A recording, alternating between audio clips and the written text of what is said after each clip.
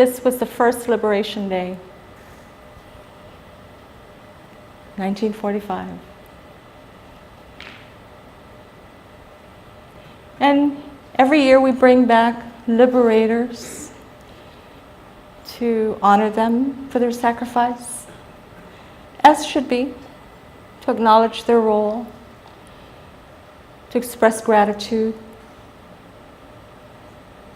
for their sacrifices, and indeed they were.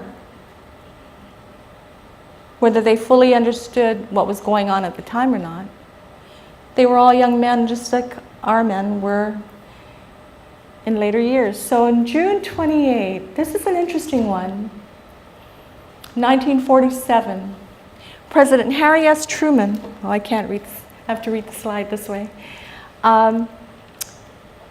Basically, he wanted to pay the claims for death and personal property to the residents of Guam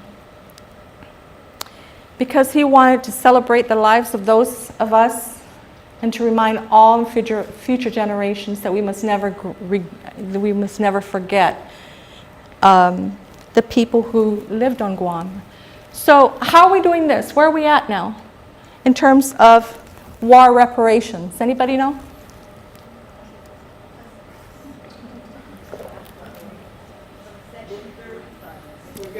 Okay, and Section 30 funds. We are not getting external validation. We're actually going to have to use money that's supposed to come to us. How ironic, and they think that's justice. So even though he says this, now when we say this, it's important because do you remember the internment of the Japanese Americans in the United States? Do you remember this? So when I lived in Hawaii, eventually, that was in the 90s, eventually the role of the United States was acknowledged, that they had interned in the United States American citizens of Japanese descent in concentration camps. They lost all their property, they lost their status in the community, they were prisoners of war. Now those people had the social justice part of it done. Their story was told nationally, internationally. By doing this, paying Section 30 funds, is anybody going to know what happened here? No. No, because they're washing their hands off of the responsibility that they took from the Japanese. Post-World War II, they took our land so we could become the PX of the war effort. And as a result, nearly 1/3 of the island is taken. Citizenship was finally granted, but not because they saw us as citizens, because they couldn't take land away from non-citizens. So it didn't matter if you were Japanese descent, Chinese, Filipino. All the people who were naturalized as a part of that were granted citizenship, so now we can take your land. And you know, hallelujah, everybody thought it was great until they realized that the cost was that they took more. We had shifted from a subsistence lifestyle, an agrarian society where we traded. We took care of each other, and now it was a cash-based economy. Laws were negatively impact our economic progress was the Jones Acts among other laws. We became the PX. All the goods and needs for the military throughout the Pacific came to Guam, and they were dispersed throughout to support the war effort. Loss of land. People were forced to leave where their families grew up. English was strongly imposed. Children were punished for speaking Chamorro. And then our history was distorted, dismissed, ignored. And when Chamorros writers used their First Amendment rights to free speech, they're criticized. Sumai, a major loss. Sumai was the city. It was where trade, all the ships came in. The land was rich. The ocean fed people. You know where Sumai is? Come on, where? They took Sumai, Naval Station. Yes, they took it and they put them up in Santa Rita and other places, which kept them away from the ocean and from the places that they held dear. We call this your emotional home. Like for me, I'm 63 this year. I'm still from Barragata. I don't live in Barragata, but I'm still from Barragata. I'm a Barragata girl. But they were ripped from their emotional home. It was very exciting to live in Sumai. And this is all that residents who don't have access to the naval station get to see. Is the cemetery. How many times a year did they get to go to the cemetery? Once a year. And you're told you can only follow this path. You cannot stray outside of this path, otherwise you could be arrested. So people were torn away from that place, and you're told once a year you can go, and that's all you're going to see. You have this little ceremony, and then you have to leave. Well, they grant us at least that. But what an injustice. But we're good. We're really good. What we do is we carry on with our lives. We raise our children. And we do what we need to do. And this. Pay attention to the year, the number of tests, the type, the maximum yield. And we're still raising our children. People are getting married, children are being born. Life goes on as it usually does. 1948. This, by the way, is all on Wikipedia.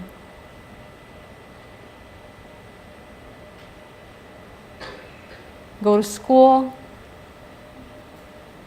become wonderful people, raise our families. 1951. What are you looking at? The atomic bomb testing. This is number 3. Man, Inuiatok and Bikini Atoll had repeated hits. Bless their heart that they even exist. And we still raise our families. Do you think the people on Guam knew what was happening? Not the huge population. Most of them only knew when the planes came in to get washed down, or the ships needed to be decontaminated. Most people just went about their lives drinking rainwater, eating the food that was raised in their gardens. 1952. I'm not born yet. 10.4 megatons. An outdoor library, teaching our children. Meanwhile, this is happening to us. Your ancestors, your parents, your aunties, your uncles. I was born in 1954. My mother was pregnant. It was the first and the most powerful nuclear device. First thermonuclear weapon. 15 megatons. We raise our families, take care of our children, without knowing all that happens outside of our little island. Why? Because nobody's telling us. Romeo, 11. 1955, look at these beautiful children. And we wonder why our cancer rates just shock all the doctors at Naval Hospital. Not just one cancer, many different types of cancers in our people. All these young lives exposed to radiation. 1958, Operation Heart Track. We're still drinking the water, the rainwater in the How many of you remember drinking rainwater? But it doesn't matter, you were eating the vegetables. You were eating the animals. You were eating the fish. We're all growing up unbeknownst to what is happening all around us. Playing, fighting, chasing each other, undoing each other. You know what undoing is? You're flirting with each other. Life goes on. That's what we do as we move on with our lives. And even during the Vietnam War, wow, the Vietnam War.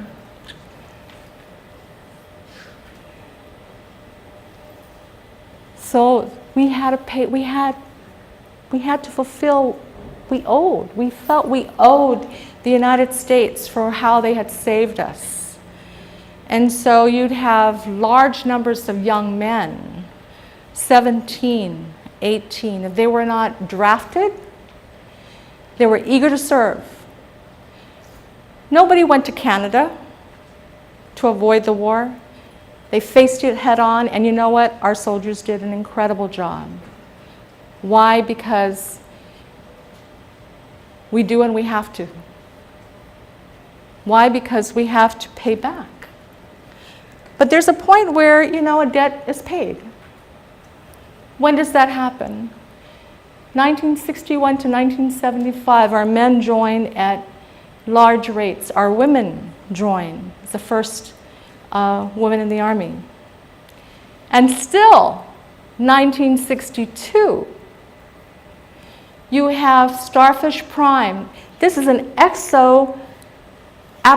atmospheric explosion that's just above the atmosphere. It was massive. It was so huge that it spread, the debris stretched along the Earth's magnetic field, and the Airglow aurora was seen by surveillance aircraft to monitor its effect. This photograph was taken in Honolulu. It was that big. So, we were still moving on with our lives, unaware. Now, my father mentioned that there was a time when the sky was unnatural. Most likely, this is the time that he was referring to. Or maybe some of the other blasts, but this was definitely beyond anything that we had ever experienced. Again, this was classified. All of this was classified. And the result was extensive radiation contamination, not just to the island's inhabitants, but US soldiers, fishing boats, deaths as a result. The public reaction was so big, and there was an awareness of the long-range effects of the nuclear fallout, that they had to create a treaty to halt the bombing. So, going back to Vietnam War, highest death rate per capita, highest enlistment rate in the United States. When is our Nayanit Empas? When is it that we're even? Loyalty, commitment at risk of life. People didn't understand in the United States what it meant when we died. We did more. We suffered more. We put ourselves in harm's way. When I was in Massachusetts, there was Ay, sus Mario say. I gotta move. Okay, I just saw I have 5 minutes. Some of the Chamorro men who died, life goes on. Now here's what happens to the Chamorro soldiers. They said it was so hard to kill people who look like you. You were told you have to shoot. And these are children, and they look just like your kids. And then comes out in retrospect is how could, that it was wrong and immoral to draft men, boys at the time, and send them to war, and yet you didn't have a right to choose your leader. Now, here's the part that doesn't get shared, is that many of you are too young to know that when Vietnam was happening here too, because our role was the planes, the B-52s, were fueled, locked and loaded and sent to Vietnam, along with everything else. The Agent Orange went through, and they bombed and destroyed. So it was a very exciting time. Drugs came in, heroin, all kinds of drugs, led to all kinds of crime. Our population multiplied at such a rate. But the worst part was exciting, but the worst part was that the American people, the American military, didn't see us as Americans. They actually referred to us as gooks. You know what a gook is? What's a gook? That's what they call the people they killed. And that's what they called us. Okay? So a lot of people died. Veterans, MIA, some were found, some were never found. And then we have the problem with VA benefits. So recent traumas, multiple deployments, disabilities, physical, TBIs, and difficulty transitioning back to society, working, rejoining their families. We're talking about like the experience of the National Guard, active duty personnel that have to go to war, torn locations. Our sons and daughters who paid the ultimate sacrifice. Does America know this? Now this is an important piece. You know, I'm a member of the Pacific Association of Radiation Survivors, and Lieutenant Schneiber came to Guam, and he was here in 1952. You remember the bombings, right? He was the Atomic, Biological, and Chemical Warfare Defense Officer on Guam. And he stated that Guam was contaminated by radiation fallout from the 1952 blast. He had a job. He was supposed to monitor the Geiger counters. And at that time, the Geiger counter was going way off the scale. This man came to Guam after it was declassified. And he apologized to the people of Guam about his role. The Geiger counter was going off just way off the scale, and he was trying to figure out where is this coming from, and he held it up and it was coming from the rain. So he talked to his commanding officer and said, you know, we have to let them know. And he was told, no, you do your job and do not tell anyone. Meanwhile, guess what we were doing in 52? We were drinking the rainwater.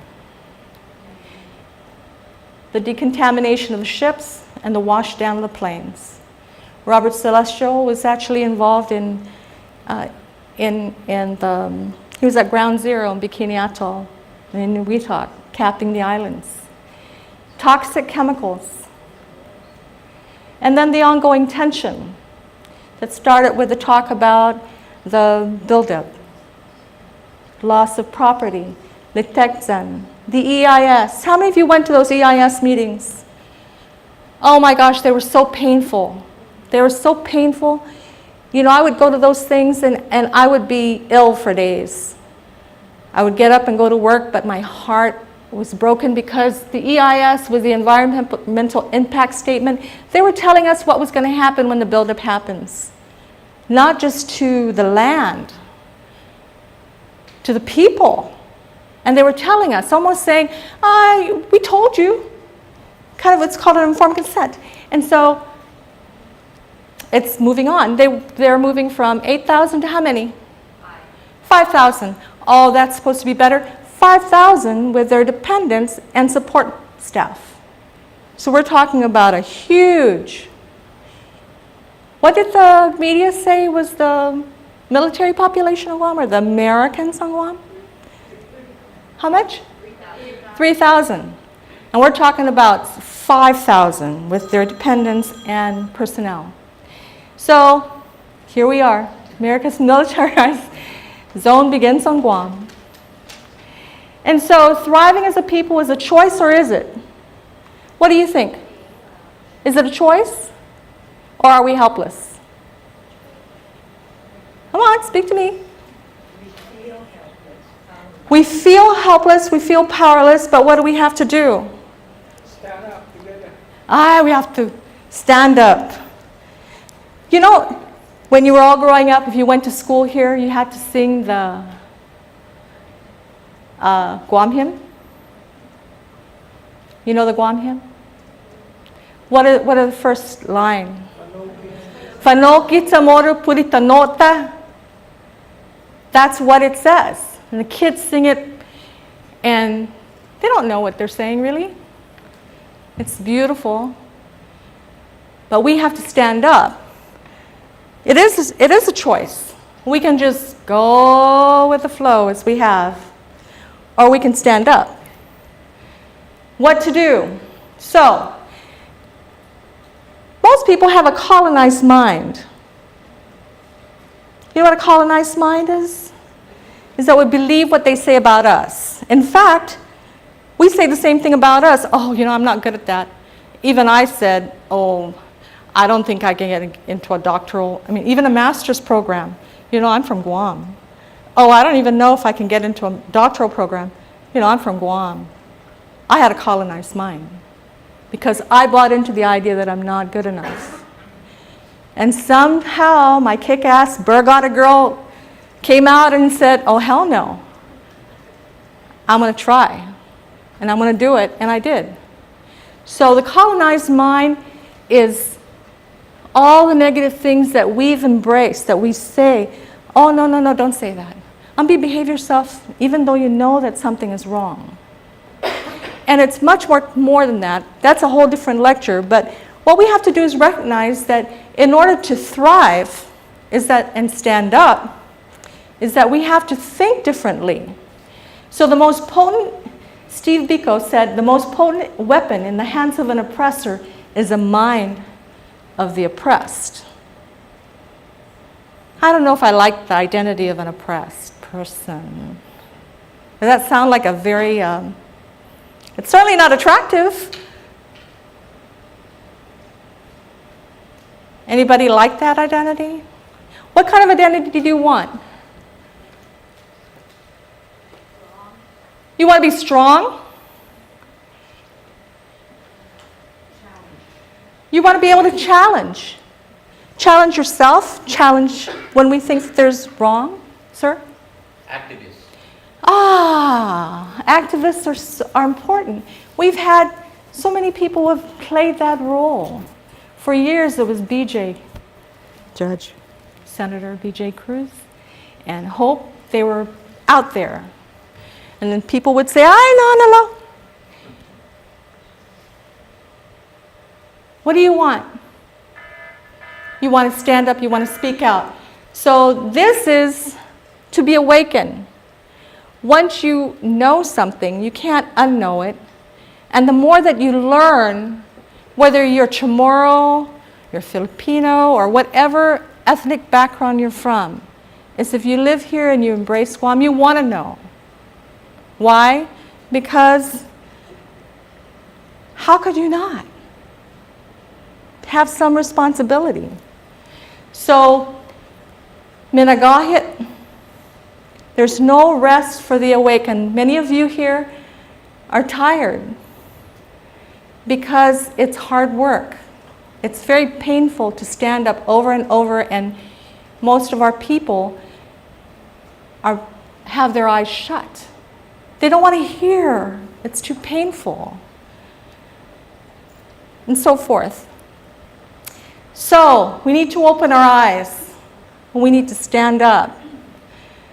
We need to ask questions, just not like a child, but like a child.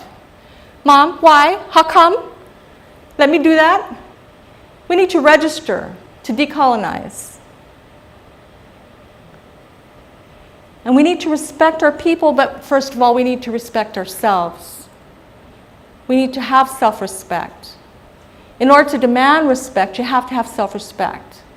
So all the things that we say, and even I catch myself saying, oh, I can't believe I just said that, is that we have to stop saying the things that make us appear and feel inferior, because we're not.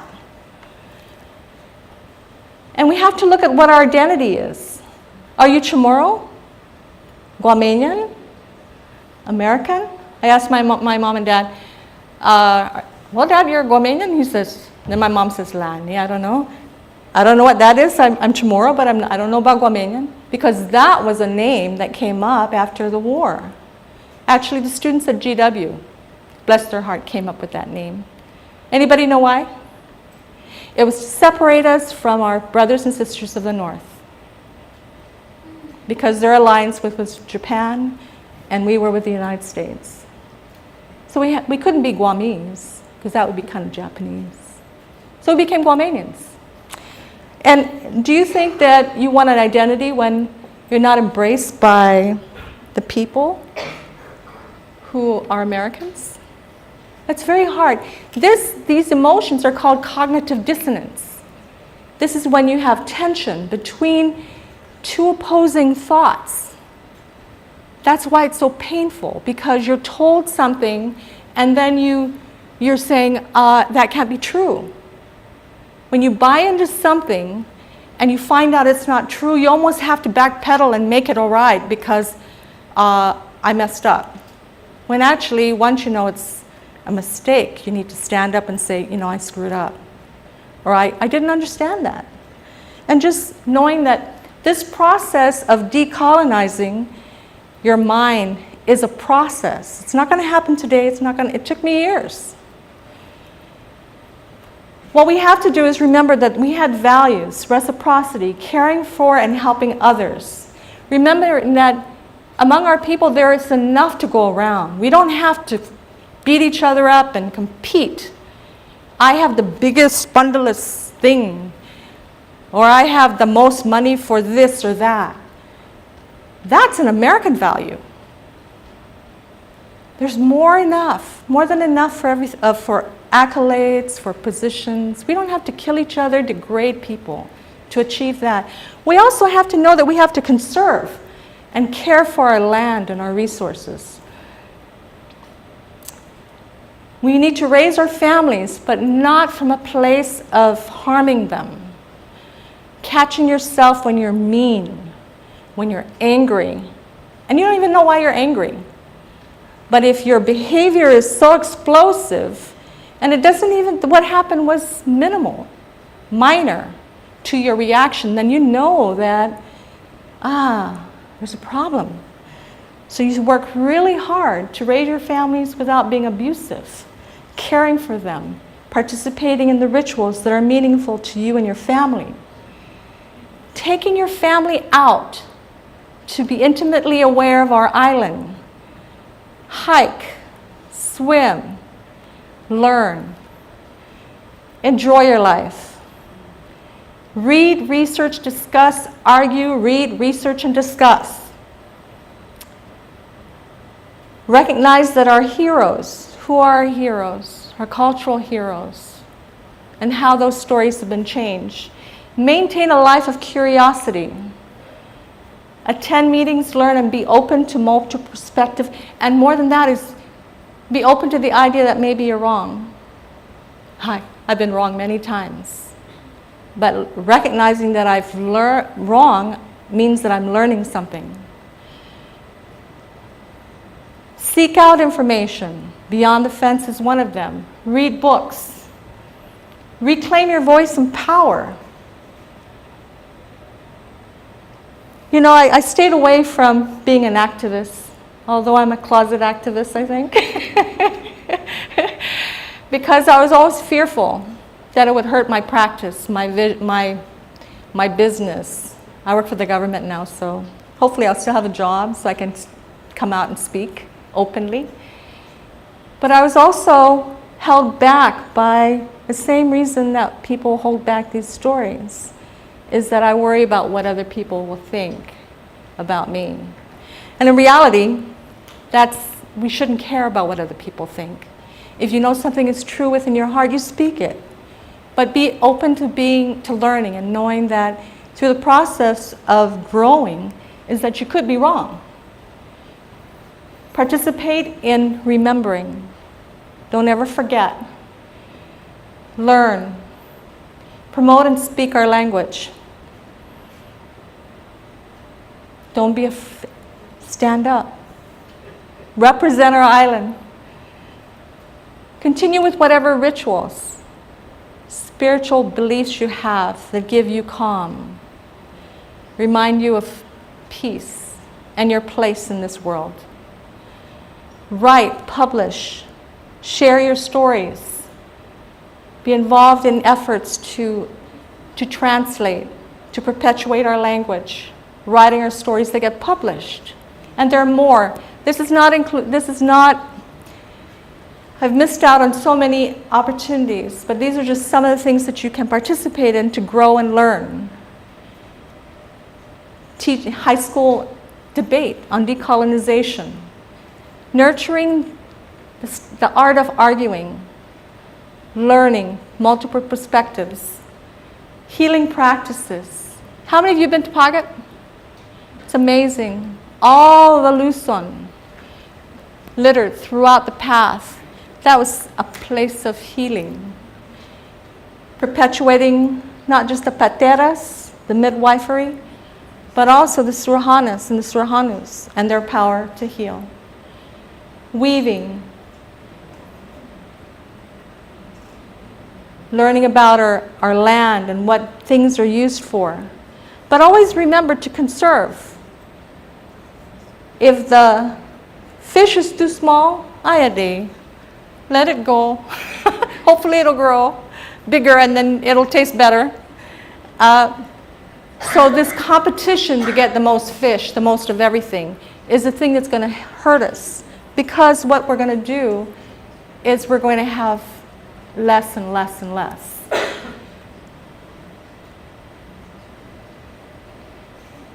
Become an ambassador, learn the dance, teach, share with others, and then create. Now, how does this happen? How do we get people motivated to learn? It always starts with one person. One person opens their eyes, becomes aware, becomes knowledgeable, and then you share with one other person. That one other person shares with other people, and then other people, and so forth. It doesn't take 1,000 people to do this. It starts with one. And remember that we are the guardians of our land and our sea and our air. But we can't forget that we still have to maintain solidarity with our Chamorros in the north. We are still all one people. What affects us will eventually affect them. What affects them can eventually affect us. Fanokit Samoro, Puritanota, Zanita Tauta. Not just our land, but our people. And then stand up. Thank you.